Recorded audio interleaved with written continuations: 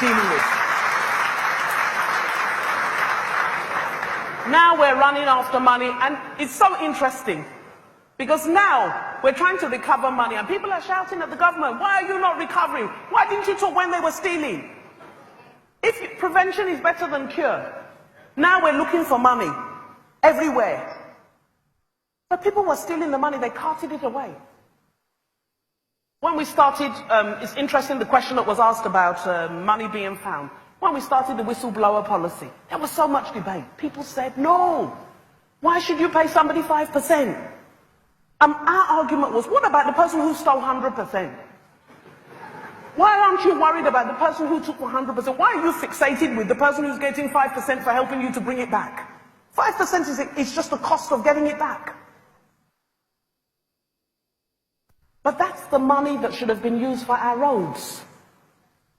That's the money that should have been used for our rail. Yes, Governor Obi mentioned the fact that money was borrowed. We didn't do that loan, but we inherited it, and government is a continuum for the airports that are being fixed now. The runway that was closed in Abuja, we paid Julius Berger up front. We called them, we said, this is your money. Make sure the airport is open on the day it's meant to open. Did it not open? So if you spend money on the right things, you get the right results. I thought it was interesting, just an interesting analogy. We find how much in somebody's flat. Convert it into Naira, it's about 24 billion? 24 billion? It was only 8 billion was needed for that runway. Wouldn't have had to have closed the airport. So we need to be very, very honest with ourselves so that we don't all think it was everybody else, not us. We all sat here, we all watched that excess. There's some countries that just sold their oil forward, like the Mexicans. They sold their oil forward, they said, give us $68 a barrel, we don't care whether it goes to 150, 100, we just want stability. There's some countries where they only spend a fixed percentage of their oil revenues. But we lived on oil, and it made us feel good. And unfortunately, we didn't spend those boom years, we didn't spend the money on the right things. And that's why we are now in a position, as Governor Obi has acknowledged, that we do have to borrow. Why? Because if we have to wait for the oil price to recover, we'll be in recession for a very long time. So the only option we have is borrow, but use the money for capital projects that will grow the economy. Now, how do capital projects grow the economy? And I use this analogy a lot. Take two entrepreneurs. If you take a Nigerian and another entrepreneur, let's assume they both bake cookies. The one in Nigeria has certain things that make him or her uncompetitive. Number one, power. Number two, okay, after baking the cookies, how do you move them? Let's even say the person is in Onitsha.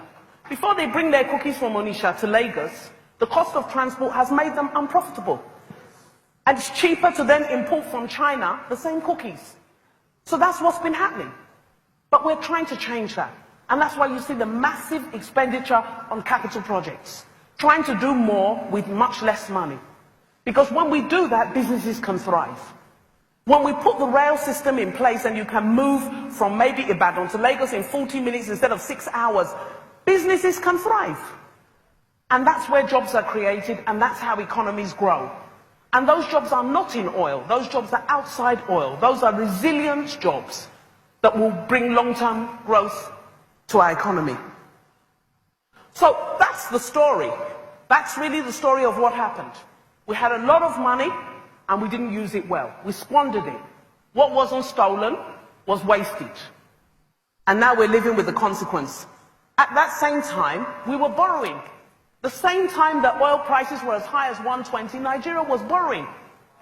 Borrowing to pay salaries. Now we're borrowing to do railway and people are saying don't borrow. I don't get it. We have to be serious.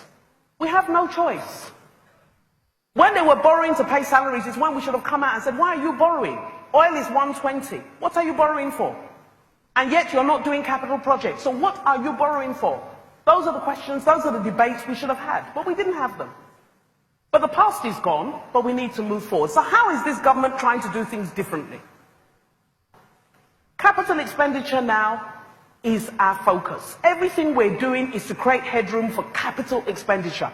that will bring in quality infrastructure that will get this economy moving. There's pretty much no part of this federation that doesn't have the potential to be productive. Now we're talking about Ebonyi rice. Who knew Ebonyi rice then?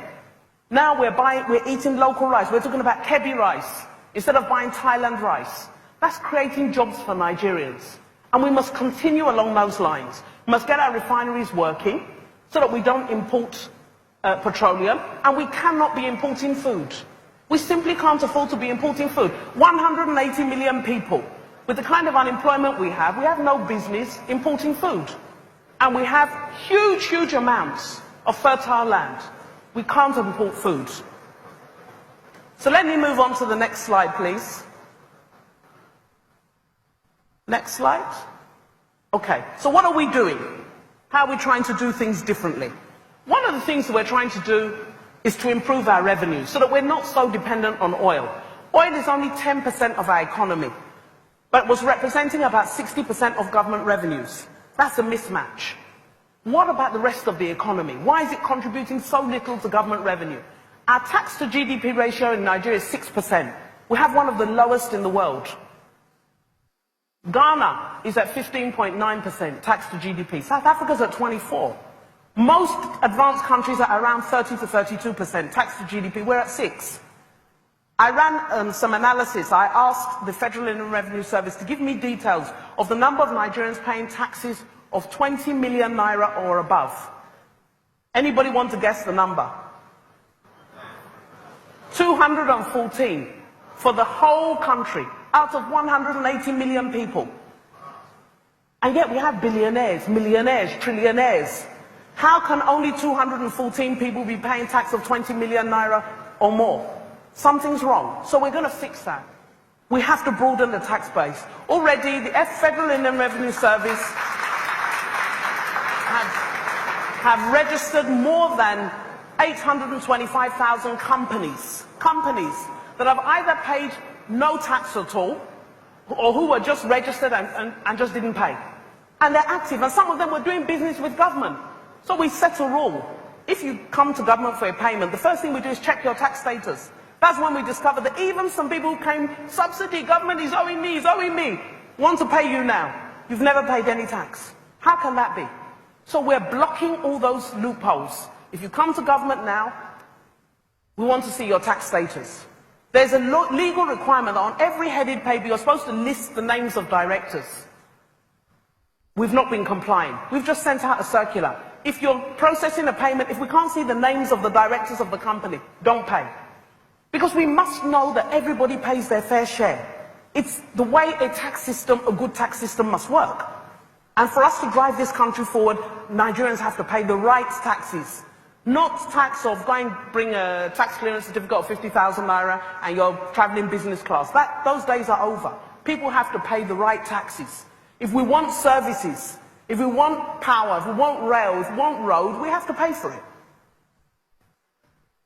So we also are blocking leakages in the tax system and improving compliance. Then we're improving customs revenue. When we came into office, all the scanners, all the container scanners had broken down. Why? They gave the contract to some politicians to do. They didn't maintain the scanners. Oh, none are working. Now, that has an impact on two things. It has an impact on customs revenue because for them to see what's inside the container, they have to open it and begin to pull it out and look at the things. It's not done like that anywhere in the world. It adds to the delay in your getting your goods out, and it gives customs officers discretion.